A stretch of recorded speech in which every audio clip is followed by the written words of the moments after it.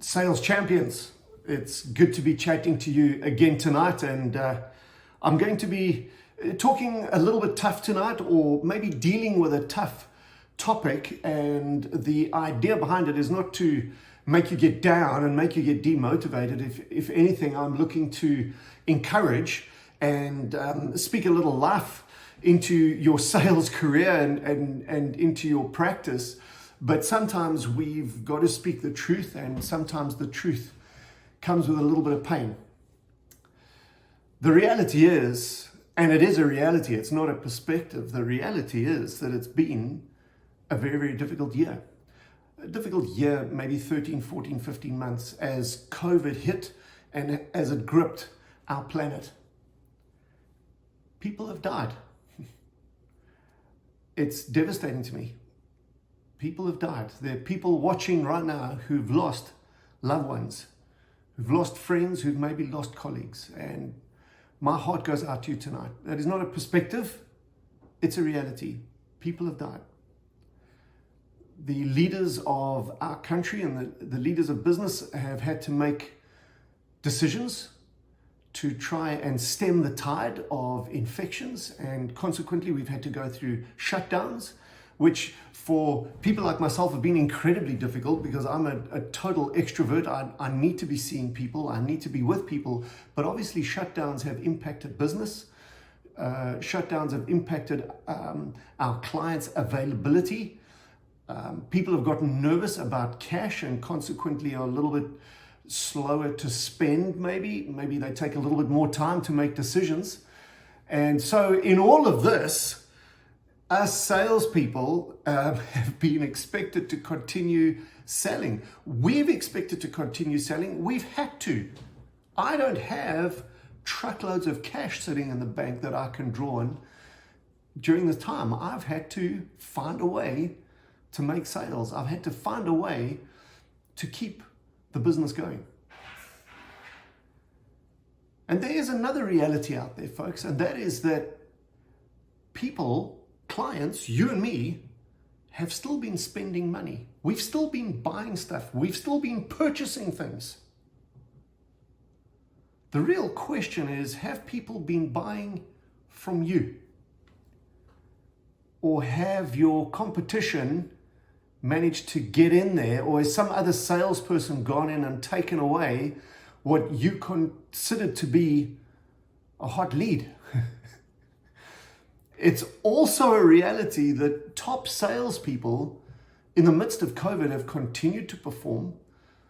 They have continued to keep great attitudes. They've continued to keep the activities very high. They've become very, very creative, and they have found a way to pivot their businesses to continue to make great sales when so many other people have felt a need to stop the sofa from floating up to the ceiling.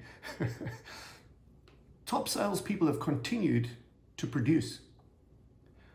Now, I've got 3 clients who have all had record 2020s and have all started the first quarter of 2021 with record sales years or record sales results.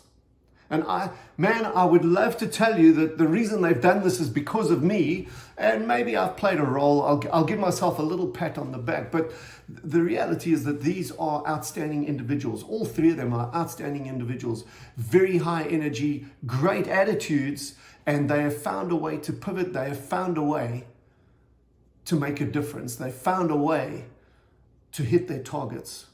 Now, I mean this with all love and respect, but in terms of actual closing and abilities to close and even closing percentages, these 3 people that I'm speaking about are not the best of the best of the best. Their closing ratios are not the top that I've ever encountered. They are definitely above average, but they are not at the top in terms of closing ratio. And so what has made them fight through all the struggles that we've all faced and yet broken sales records? And I've got to say that the products they are selling were not products that suddenly became more attractive in the midst of COVID. It was not like toilet paper. It's their same businesses they've been working on year in and year out for. The one gentleman in particular, nearly 11 years. The other person, 6 years. The other person, 20 years. What has made the difference? And I'm going to suggest, folks, and this is where it might hurt a little bit, but I believe it's because of the decisions that they've made.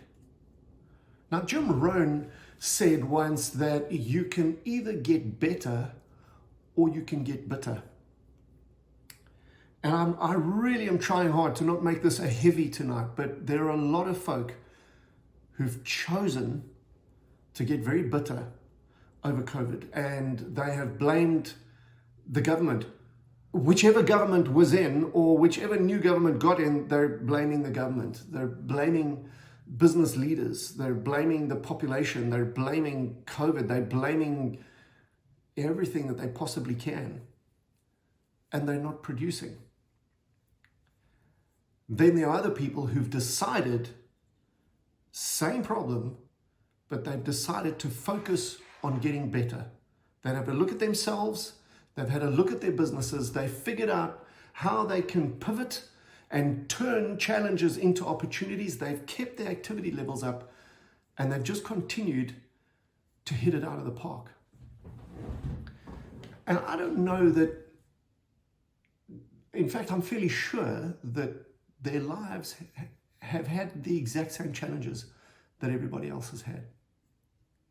I would like to suggest that whether you're bitter or whether you're getting better, and when I say better, I'm not talking about just recovery from COVID. I'm talking about getting better at business, getting better at the way you do business.